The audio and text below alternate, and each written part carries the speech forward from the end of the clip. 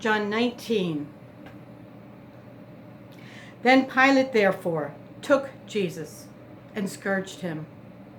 And the soldiers plaited a crown of thorns and put it on his head, and they put on him a purple robe and said, Hail, King of the Jews!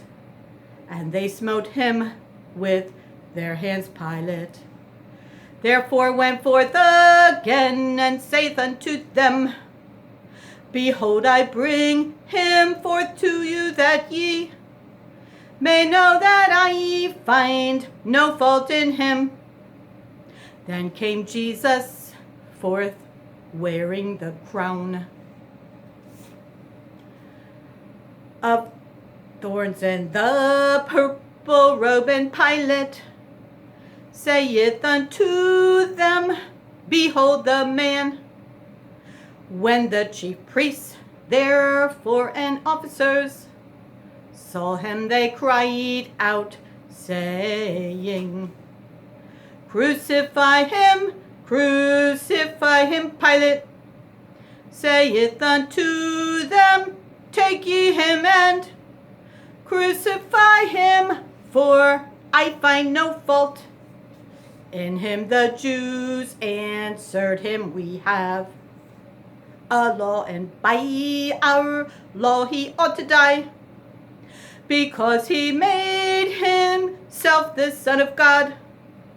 When Pilate therefore heard that saying, he was the more afraid, and went again into the judgment hall, and saith unto Jesus, Whence art thou? But Jesus gave him no answer. Then saith Pilate unto him, Speakest thou not unto me? Knowest thou not that I have power to crucify thee, and have power to release thee? Jesus answered, Thou couldst have no power at all against me, except it were given thee from above. Therefore he that delivered me unto thee hath the greater sin. And from thenceforth Pilate sought to release him. But the Jews cried out, saying, If thou let this man go, thou art not Caesar's friend. Whosoever maketh himself a king speaketh against Caesar. When Pilate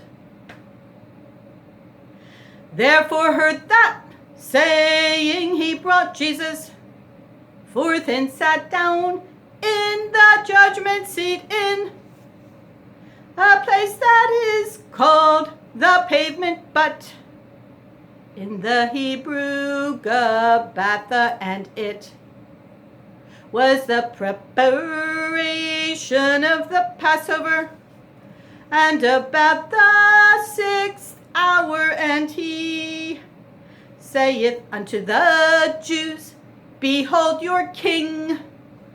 But they cried out, Away with him!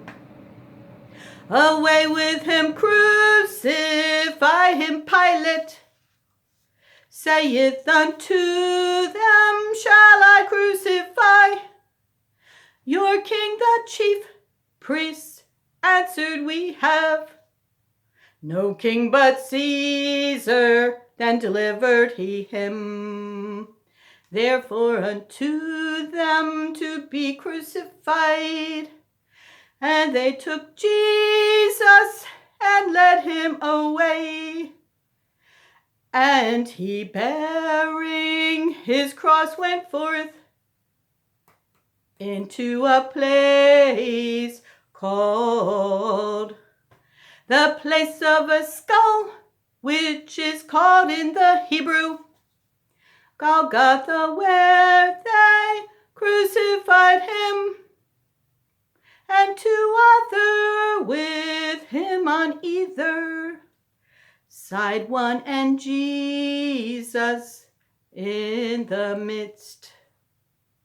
And Pilate wrote a title and put it on the cross, and the writing was, Jesus of Nazareth, the King of the Jews. This title then read many of the Jews. For the place where Jesus was crucified was nigh to the city, and it was written in Hebrew and Greek and Latin. Then said the chief priests of the Jews to Pilate, write not the King of the Jews, but that he said, I am King of the Jews. Pilate answered, what I have written, I have written. Then the soldiers, when they had crucified Jesus, took his garments and made 4 parts, to every soldier a part, and also his coat. Now the coat was without seam woven from the top throughout. They said, therefore, among themselves, let us not rend it, but cast lots for it, whose it shall be, that the scripture might be fulfilled, which saith, they parted my raiment among them, and for my vesture they did cast lots. These things therefore the soldiers did. Now there stood by the cross of Jesus his mother and his mother's sister, Mary the wife of Cleophas, and Mary Magdalene. When Jesus therefore saw his mother and the disciple standing by whom he loved, he saith unto his mother, woman, behold thy son. Then saith he to the disciple, behold thy mother. And from that hour that disciple took her unto his own home. After this, Jesus, knowing that all things were now accomplished, that the scripture might be fulfilled, saith, I thirst. Now there was set a vessel full of vinegar, and they filled a sponge with vinegar, and put it upon hyssop, and put it to his mouth. When Jesus therefore had received the vinegar, he said, it is finished. And he bowed his head and gave up the ghost. The Jews therefore, because it was the preparation that the body should not remain upon the cross on the Sabbath day, for that Sabbath day was an high day, besought Pilate that their legs might be broken, and that they might be taken away. Then came the soldiers and brake the legs of the first and end of the other, which was crucified with him. But when they came to Jesus and saw that he was dead already, they brake not his legs, but one of the soldiers with a spear pierced his side, and forthwith came there out blood and water, and he that saw it bare record, and his record is true. And he knoweth that he saith true, that he might believe, for these things were done, that the scripture should be fulfilled. A bone of him shall not be broken. And again another scripture saith, they shall look on him whom they pierced.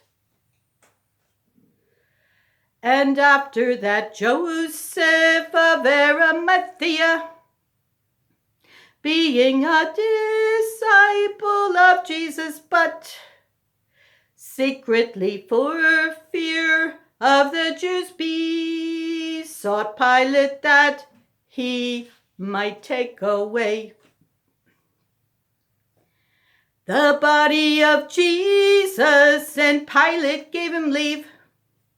He came therefore and took the body of Jesus, and there came also Nicodemus, which at the first came to Jesus by night, and brought a mixture of myrrh and aloes, about 100 pound weight. Then took they the body of Jesus, and wound it in linen clothes with the